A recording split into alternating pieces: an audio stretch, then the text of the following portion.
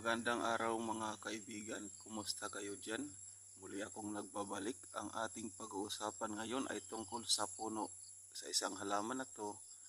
Ang halaman na to ay guayabano. Ang tawag sa amin dito sa Samar ay banano.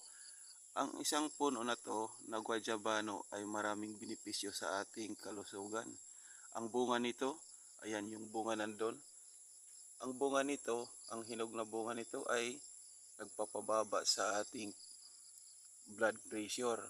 At ang iyong dahon naman nito, mga kaibigan, ay maraming benepisyo sa ating kalusugan, sa may mga sakit sa puso, hypertension, diabetes, at iba pang mga sakit. At ang dahon nito, maaari nyo itong pakuluan ng 20 to 30 minutes. Ang inyong pipiliin nito ay yung ito. Ito yung dahon na mura pa, yung bata-bata pa at sariwa. Mga kaibigan,